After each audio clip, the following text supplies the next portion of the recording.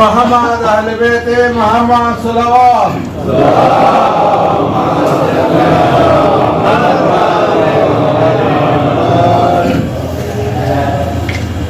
رحم اللہ من قرأ الفاتحہ.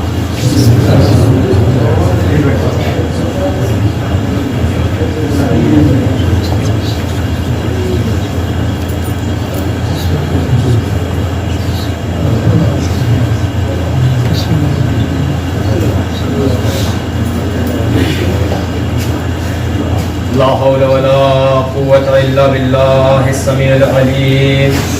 أعوذ بالله من الشيطان اللعين الرجيم. بسم الله الرحمن الرحيم.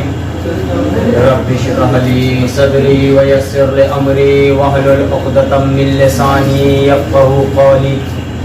والصلاة والسلام على أشرف الأنبياء المرسلين وخاتم النبيين ومولانا مولى الثقلين محبوب رب المشرقين والمغربين جد الحسن والحسين أبي القاسم محمد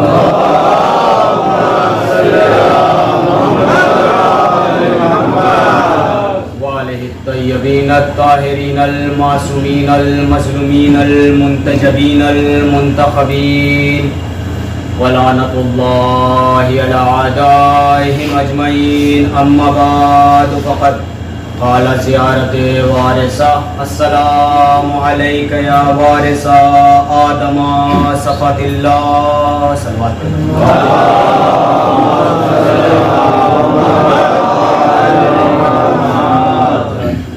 گفتگو کا آغاز کرنے سے پہلے آپ تمام حضرات سے گزارش ہے کہ ایک مرتبہ سورہ الحمد اور 3 مرتبہ سورہ اخلاص کی تلاوت فرما کر سید علی اصغر ابن سید محمد شکبر معصوم بابی بنت سید محمد حسنین صغیر فاطمہ سید حیدر حسین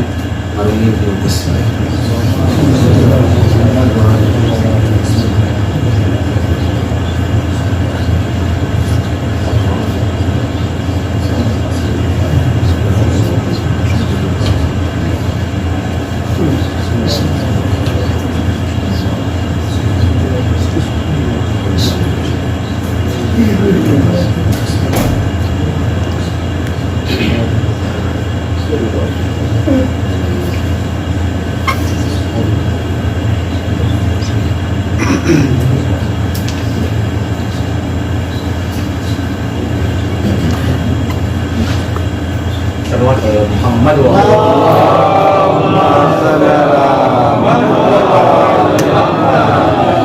سامعین اکرام بزرگان ملت تمنائے سیدہ چاہتے ام ابیہا آرزوئے فاطمہ عزاداران حسین سید الشہداء.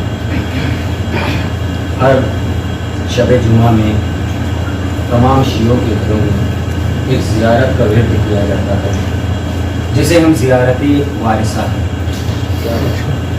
اس میں پہلا لفظ جو ہے وہ کچھ اس طریقے سے ہے کہ السلام علیکہ یا وارثہ آدم صفوۃ اللہ. سلام ہو آپ پر اے آدم کی وارث اور آدم کی صفات والے. تو بھائی یہاں پر 2 باتیں نکل کر سامنے آ رہی ہیں کہ پہلی بات تو یہ ہے کہ اس زیارت میں سلام جو کیا جا رہا ہے وہ کسی وارث کو سلام کیا جا رہا ہے, اور دوسری بات جو ہے وہ یہ ہے کہ خود کہا جا رہا ہے کہ آدم جیسی صفات والے اس پر. تو بھائی اب ڈھونڈنا یہ پڑے گا کہ صفات آدم کس میں پائی جاتی ہے اور وارث کیا ہوتا ہے. 2 مضمون ہیں, دونوں کو انشاءاللہ آپ لوگوں تک پہنچانے کی کوشش کروں گا. اس کے بعد ربط مسائل اور آپ لوگوں کی زحمت تمام. پہلے آئیے دیکھتے ہیں وارث کیا ہے. آدم کی صفات والے وارث تجھ پر میرا سلام. تو بھائی وارث 2 طریقے کے ہوتے ہیں. پہلا وارث جو کسی ملکیت کا مالک ہو کسی جائیداد کا وارث ہو اسے ایک وارث کہا جاتا ہے، اور دوسرا وارث جو ہوتا ہے وہ صاحب اولاد کو وارث کہا جاتا ہے۔ صاحب اولاد مثلا میرے والد نے جو ساز و سامان ہمارے لیے چھوڑا، ایک تو ہم اس کے وارث ٹھہرے، اور دوسرا جو وارث اس لیے ٹھہرے کیونکہ میرے والد نے میرے پیچھے اپنے نام کو چھوڑا ہے، میرے پیچھے اپنے نام کو چھوڑا ہے۔ اب کہیں سے بھی میں اگر گزروں گا تو یہ نہیں کہا جائے گا کہ فلاں جگہ جو زمین پڑی ہوئی ہے اس کا وارث جا رہا ہے، بلکہ یہ کہا جائے گا کہ بھائی فلاں صاحب کا صاحبزادہ ہے۔ سلوات پڑھے پر محمد۔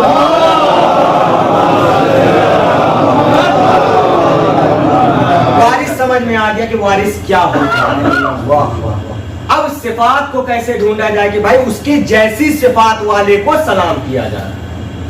تو جب میرے اور آپ کے آخری نبی حضور اکرم صلی اللہ علیہ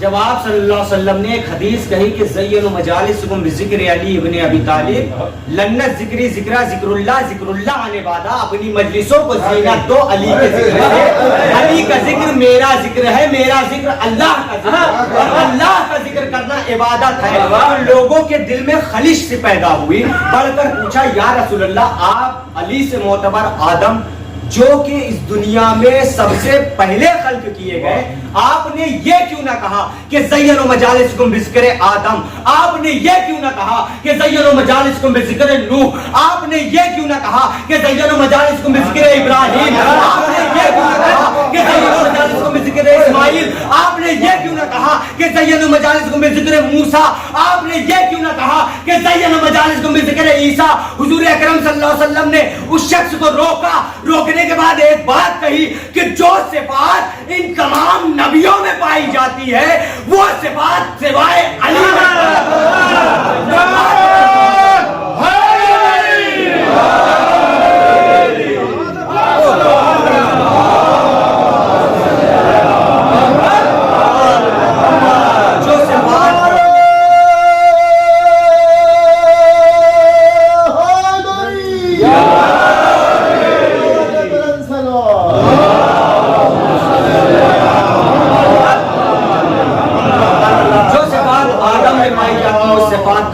علی ہے، جو صفات نوح میں پائی جاتی ہے اس صفات کا حامل علی ہے، جو صفات عیسیٰ میں پائی جاتی ہے اس صفات کا حامل علی ہے۔ اب لوگوں نے سوال کیا کہ یا رسول اللہ یہ بتائیے کہ عیسیٰ جیسی صفات علی میں کہاں سے پائی جاتی ہے؟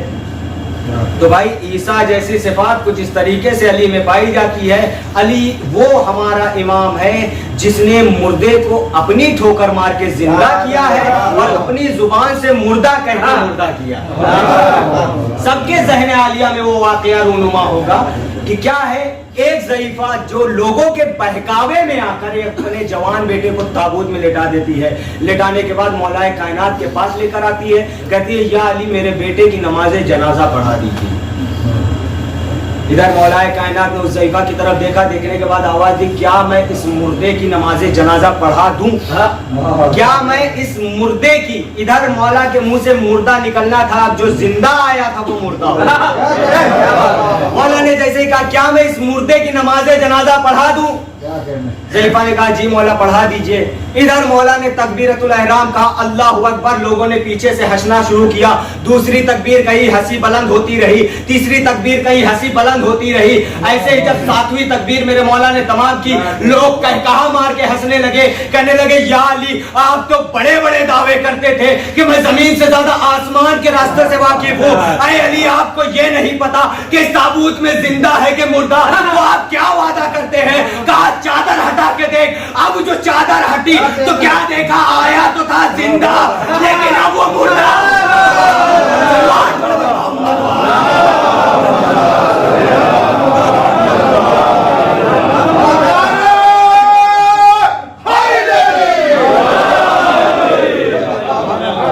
اب جو چادر ہٹی تو کیا دیکھا؟ جو زندہ آیا تھا وہ مردہ ہو گیا۔ بھائی سب تو اپنا ہارا ہوا کیونکہ مولا کائنات سے بغض رکھتے تھے، اپنی شکست کھا کر پلٹ گئے، لیکن ماں کی محبت جواب دے گئی، مولا کے قدموں میں گر گئی، سمجھ گئی جو موت دے سکتا ہے وہ زندگی بھی ہے۔ مولا کے قدموں میں گر گئی، کہنے لگی مولا مجھے معاف کر دیجئے، میں ان لوگوں کے بہکاوے میں آ گئی تھی، میرے بیٹے کی زندگی بخش دے۔ مولا نے ٹھوکر ماری، کیا کہا مولا نے؟ قم باذنی، میرے حکم سے اٹھ جا۔ مردہ صلوات پڑھتے ہوئے زندہ ہوا۔ میں کہوں گا عیسیٰ مردوں کو زندہ تو ضرور کرتے تھے، لیکن عیسیٰ میں وہ صفات نہیں پائی جاتی جو صفات کا حامل میرا مولا علی ہے۔ عیسیٰ اگر مردوں کو زندہ کرتے تھے تو کہتے تھے قم باذن اللہ، اللہ کے حکم سے اٹھ جا۔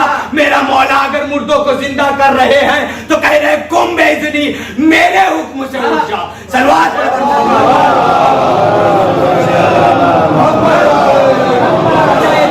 ہم پہ زیادہ ہوتے۔ پھر سوال ہوا، پھر ایک سوال کھڑا ہوا ہم پہ کہ بھائی کیا آپ صلوات پڑھیں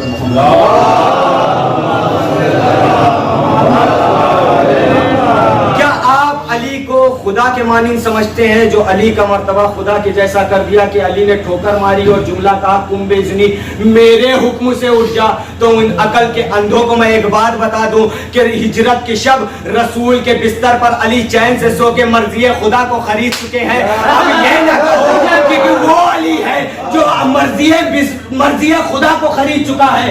ایک شب رسول کے بستر پر میرا مولا سو کر مرضی خدا کو خرید چکا ہے۔ اب اگر مولا کائنات قم باذنی کہے تو مردہ بھی زندہ ہوگا، اور اگر مولا مردہ کہہ دے تو زندہ مردہ بھی۔ صلوات پڑھیں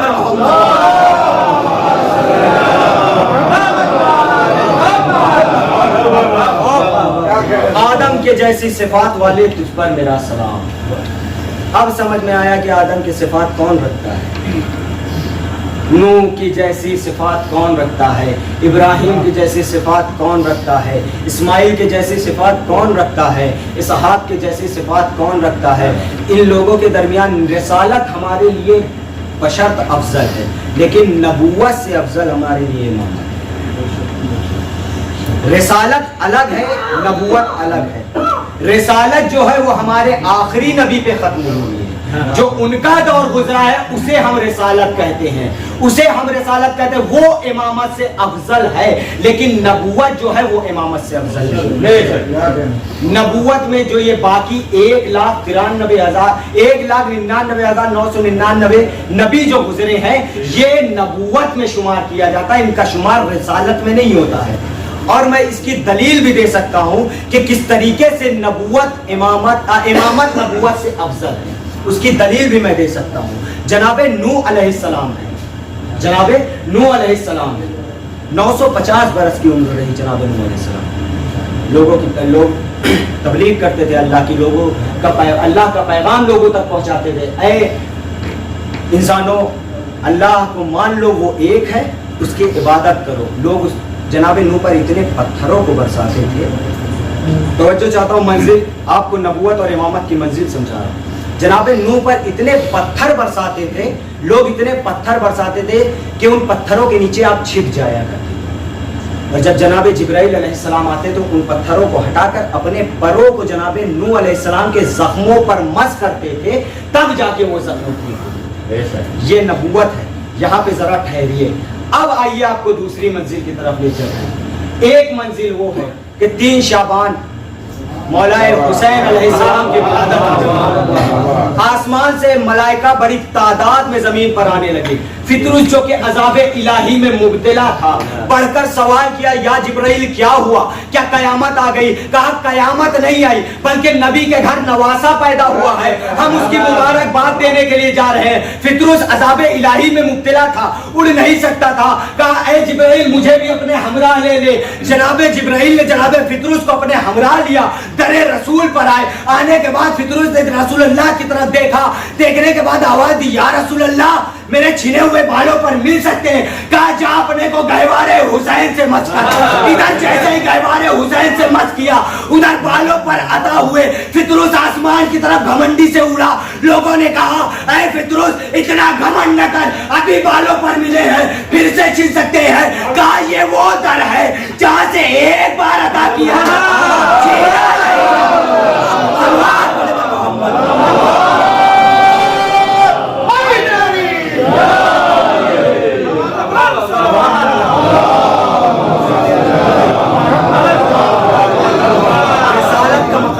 جگہ ہے بے شک وہ امامت سے افضل. سبحان اللہ.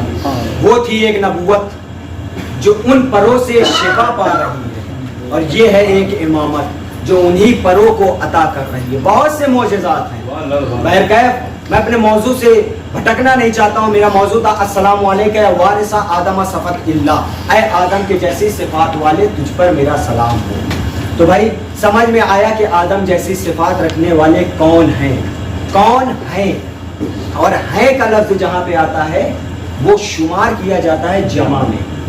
کون ہے جو آدم کے جیسی صفات رکھتے ہیں. وارث میں نے ابھی ذکر کیا تھا نا کہ وارث بھی دو طریقے کے ہوتے ہیں.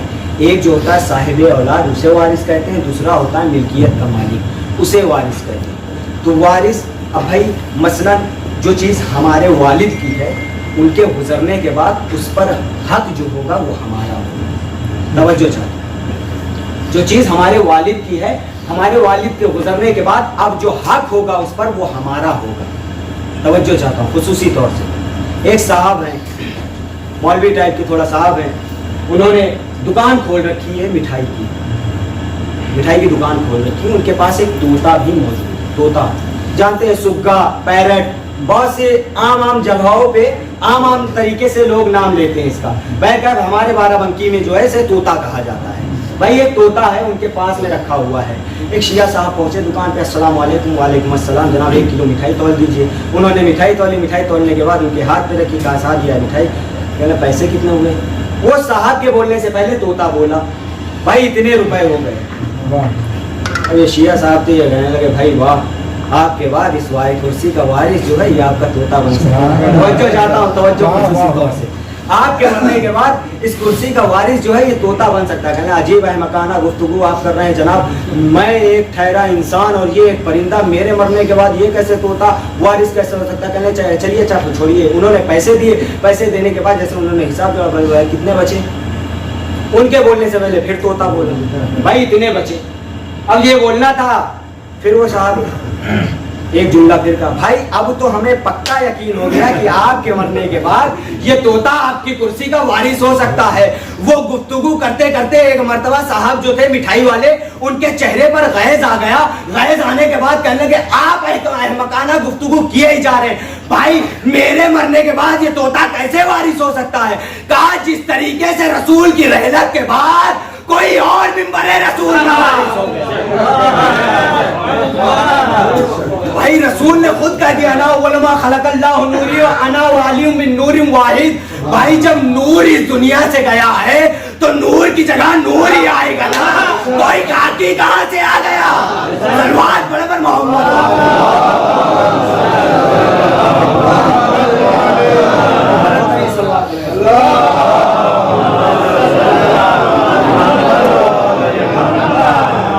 وارث کی بات ہو رہی ہے تو کچھ اور بیان کرتا چلوں کہ ایک وہ مقام آیا کہ جہاں پر رسول کے چہرے کی رنگت جو ہے وہ تھوڑی سی متغیر سی ہوئی. جب نجرانیوں نے رسول اللہ سے آ کر کہہ دیا ہے رسول جاؤ تم اپنے نفسوں کو لاؤ, ہم اپنے نفسوں کو لاتے ہیں. تم اپنی عورتوں کو لاؤ, ہم اپنی عورتوں کو لاتے ہیں. تم اپنے مردوں کو لاؤ, ہم اپنے مردوں کو لاتے ہیں. تم اپنے بچوں کو لاؤ, ہم اپنے بچوں کو لاتے ہیں. رسول پلٹ کر آئے, میرا مولا ایک مشکل کشا ہے نا, وہ ہر مشکل کا حل رکھنے والا ہے. اس نے دیکھ کے میرے مولا نے کیا دیکھا کہ حضور اکرم صلی اللہ علیہ وسلم یہ چہرے کا رنگ متغیر سا ہے. ایک مرتبہ چہرے کی طرف دیکھا, دیکھنے کے بعد کہا یا نبی اللہ کیا بات ہے, آپ کے چہرے کا رنگ کیوں متغیر ہے.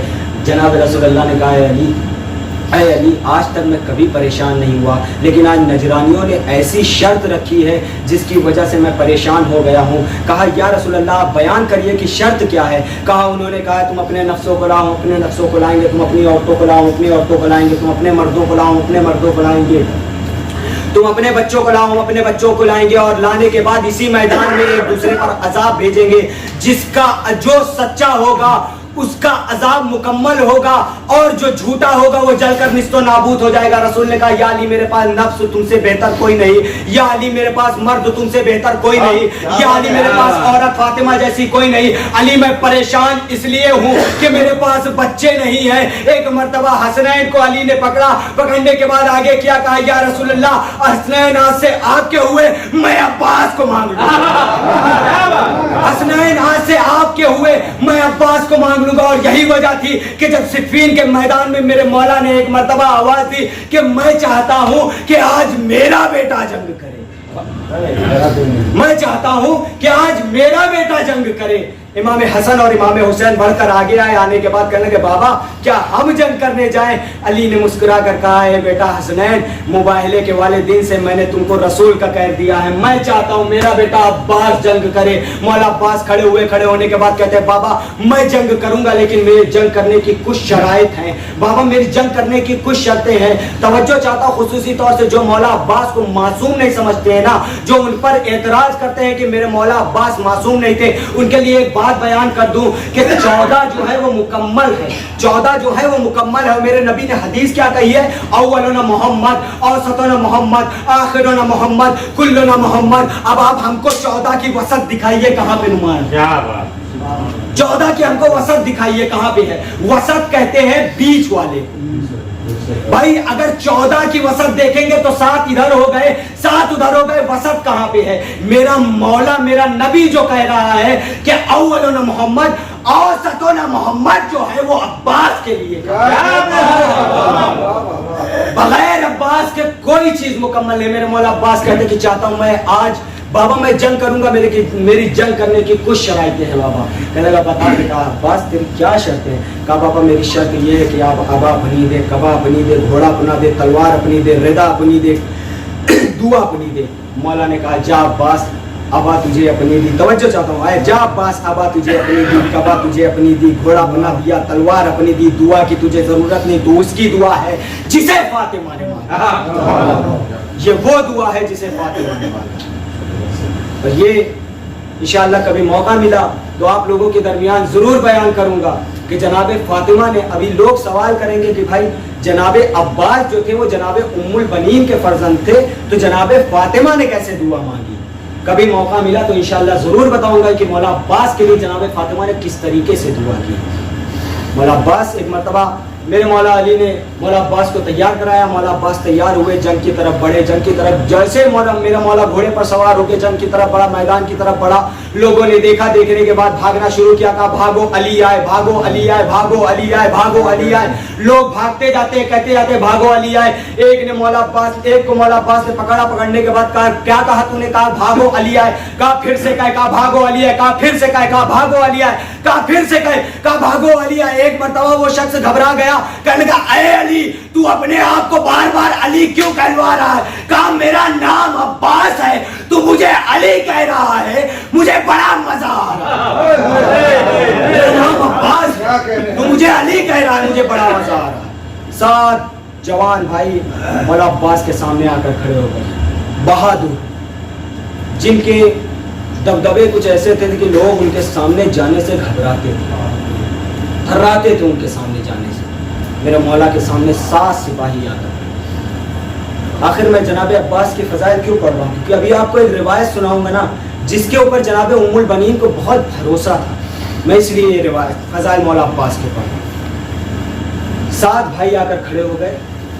مولا نے کہا میرے جنگ کرنے کے 4 طریقے. پہلا طریقہ میں ہاتھ سے لڑوں گا, دوسرا طریقہ میں تلوار سے لڑوں گا, تیسرا طریقہ میں آنکھ سے لڑوں گا, چوتھا طریقہ میں زبان سے لڑوں گا. کہا مولا اب اس کا مفہوم بھی بتا دیجئے. کہا میں ہاتھ سے لڑوں گا تو اوپر اچھال دوں گا, تلوار سے لڑوں گا تو بابا کی طرح کاٹ دوں گا, اور آنکھ سے لڑوں گا تو جل جاؤ گے, اور زبان سے کہہ دوں موت آ جائے تو تم سب مر جاؤ. انہوں نے کہا مولا میں ہاتھ سے لڑنا پسند کریں گے. مولا نے کہا ٹھیک ہے. سب سے ہاتھ ملاتے گئے, اوپر پھینکتے گئے, 7 کے ساتھ سے ہاتھ ملاتے گئے, اوپر اچھالتے گئے, ہاتھ ملاتے گئے, اوپر اچھالتے گئے, ہاتھ ملاتے گئے, اوپر اچھالتے گئے. جب 7 کے ساتھ کو آسمان کی طرف اچھال دیا, ملک الموت کی آنکھوں میں آنکھیں ڈال کر کہنے لگے میرے مولا عباس اے ملک الموت, ان میں سے ایک بھی زندہ آیا تو تیری خیر نہیں. میں آواز دوں گا مولا عباس, ملک الموت کو چیلنج.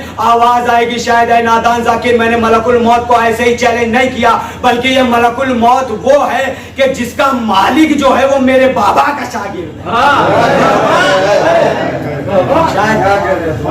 سمجھے نہیں, اس کا مالک جو ہے یہ ملک الموت کو میں چیلنج اس لیے کر رہا ہوں, جناب جبرائیل کو جناب امام علی کا شاگرد کہا جاتا ہے. تو جب 7 کو ہوا میں اچھال کر ایک مرتبہ ملک الموت کی آنکھوں میں آنکھیں ڈال کر مولا نے کہا ہے نا کہ اگر کوئی بھی زندہ آیا تو تم میں سے خیر نہیں، اگر ان میں سے کوئی زندہ آیا تو تیری خیر نہیں. اس لیے کہا کیونکہ وہ جانتے ہیں جس کے اوپر قابض میرا بابا ہو اس کے اوپر میرا حق کیسے نہیں ہو. جس کی شخصیت پر میرے بابا کا حق ہو اس کے اوپر میرا حق کیسے نہیں ہو سکتا. یہ وہی عباس ہے جس کے شانوں پر جناب زینب کو بہت بھروسہ ہے. یہ وہی عباس ہے جس نے کربلا کے میدان میں مدینے سے نکلتے وقت لے کر اور کربلا کے میدان تک پہنچتے پہنچتے کئی مرتبہ تلواروں کو بے نیام کیا، لیکن مولا حسین نے ایک آواز دی ہے، اے عباس ابھی کربلا نہیں. یہ کہہ کر یہ وہی عباس ہے جس نے دریا کے کنارے سے خیمے اس طریقے سے ہٹائے ہیں. روایت لکھ رہی وہ قیام نہیں ہٹا رہے تھے عباس، بلکہ اپنی حسرتوں کا جنازہ اٹھا رہے. یہ وہی عباس ہیں جس کے پاس 4 سال کی مظلومہ سکینہ ننھے ہاتھوں سے مشق سوکھی ہوئی مشق لے کر آئی تھی. بڑی حسرت سے کہا ہے امو اس کے اندر پانی لے آئے تاکہ ہم سب سیراب ہو سکیں. یہ وہی عباس ہیں جن کے شانوں پر جناب زینب کو بہت بھروسہ تھا. اور جب یہ عباس میدان کی طرف جانے لگے امام حسین نے جناب عباس کو روک کر علم پر کچھ لکھا تھا اسے مٹا کر اور کچھ لکھا ہے. چاہنے والی بہن زینب قیام پر کھڑی یہ منظر دیکھ رہی تھی. کہا بھیا کیا لکھا اور کیا مٹایا؟ کہا ہے زینب اس علم پر لکھا تھا نصر من اللہ و فتح قریب، مدد اللہ کی طرف سے فتح قریب ہے. میں نے اس کو مٹا کر انا للہ و انا الیہ راجعون. یہ سننا تھا. جناب زینب پلٹ کر خیام میں گئی، آواز دیے میرے قریب آؤ، اے ام کلثوم میرے قریب آؤ، اے رباب میرے قریب آؤ، اے فضا میرے قریب آؤ. تمام بیویوں کو یکجا کیا. یکجا کرنے کے بعد آواز دی، اے بیویوں میں تم سے ضمانت لیتی ہوں کیونکہ میرا بھائی عباس.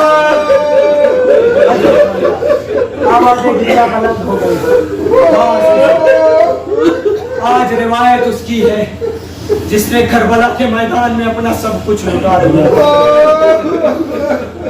عزیزو جب یہ لٹا ہوا قافلہ جب قید شام سے آزاد ہوا ہے، روایت سنیے گا، جب یہ لٹا ہوا قافلہ قید شام سے آزاد ہوا ہے، ایک مرتبہ پلٹ کر تمام اسباب سامان، تمام بیویوں کا جو لٹا ہوا سامان تھا وہ سامان آنے لگا.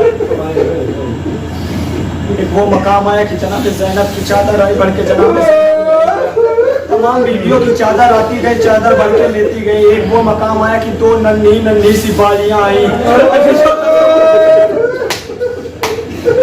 2 ننھی سی بالیاں آئیں بڑھ کے جناب رباب نے ان بالیوں کو لینے کے بعد زندان کی طرف دوڑی.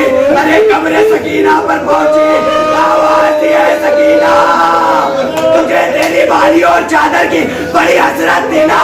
اے سکینہ اٹھ، یہ لے تیری بالیاں آ گئی، یہ تیری چادر آ گئی. اجرکم اللہ، خدا کو کوئی غم نہ دے سوائے غم حسین.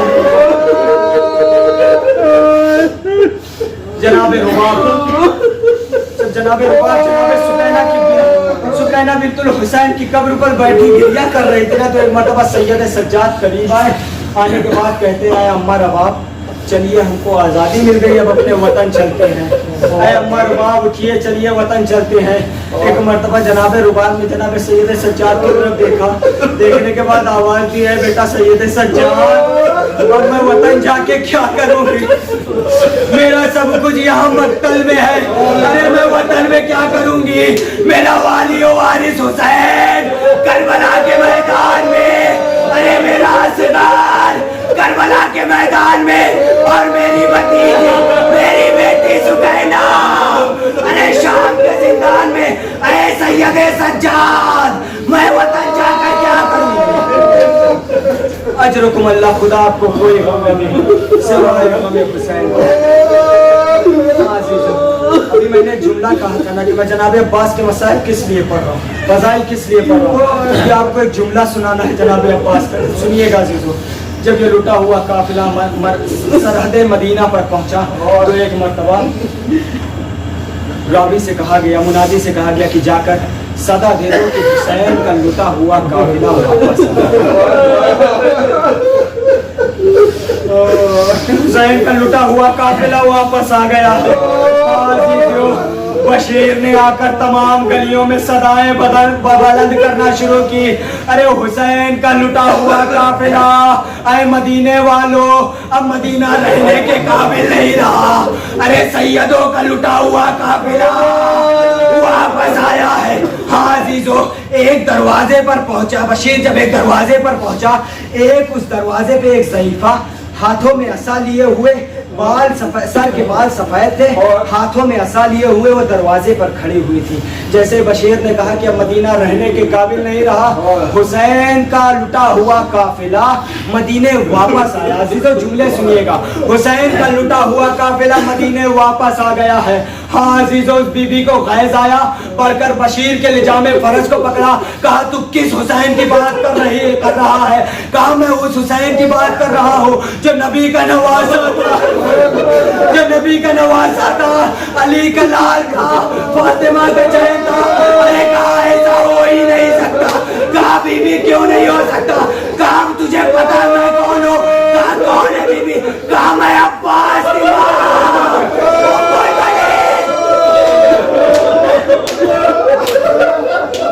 की माँ उम्मुल बनीन हो। मेरे अब्बास की माँ उम्मुल बनीन हो। मेरा अब्बास था ना हुसैन, कैसे शहीद हो सकता है? मेरा अब्बास था, हुसैन कैसे शहीद हो सकता है? ये बता कि जब मेरे अब्बास घोड़े से गिरा तो कहाँ पर उसके सर होगा?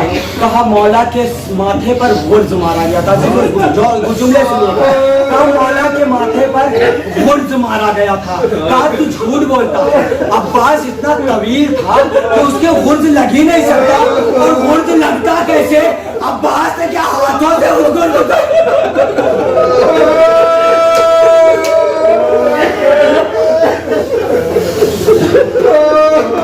अब्बास ने क्या हाथों से उस गुर्ज को रोका नहीं? अरे ये सुनना था। बशीर तरफ गया, कहा है बीबी, जब अब्बास को गुर्ज लगा तो उसके हाथ मौजूद न थे।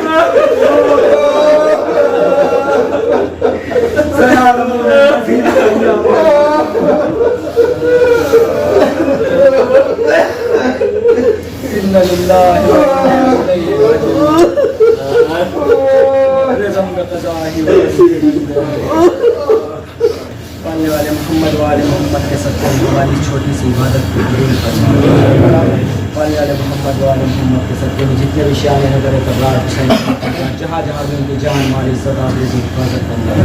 बिस्मिल्लाहिर्रहमानिर्रहीम। अल्लाहुम्मा अदखिल अला अहलिल क़ुबूर अस्सुरूर, अल्लाहुम्मा अग़नि कुल्ल फ़क़ीर, अल्लाहुम्मा अशफ़ि कुल्ल जाय, अल्लाहुम्मा अक्सि कुल्ल उरियान, अल्लाहुम्मा अज्ज़ि दैन कुल्ल मदीन, अल्लाहुम्मा फ़रिज अन कुल्ल मक़रूब, अल्लाहुम्मा रुद्द कुल्ल गरीब, अल्लाहुम्मा फ़ुक्क कुल्ल असीर, अल्लाहुम्मा अस्लिह कुल्ल फ़ासिद मिन उमूरिल मुस्लिमीन, अल्लाहुम्मा अशफ़ि कुल्ल मरीज़, अल्लाहुम्मा सुद्द फ़क़रना बिदिनाक, अल्लाहुम्मा गय्यिर सुहालना बिहुस्नि हालिक, अल्लाहुम्मा अग़्ज़ि अन्ना अद-दैन व अग़निना मिनल फ़क़्र, इन्नका अला कुल्लि शैइन क़दीर। मौला दुआओं में सबसे मकबूल दुआ ये है कि हमारे इमाम की ज़रूरी ताजील अता फरमा और उनके सहाबा अंसार में शुमार फरमा।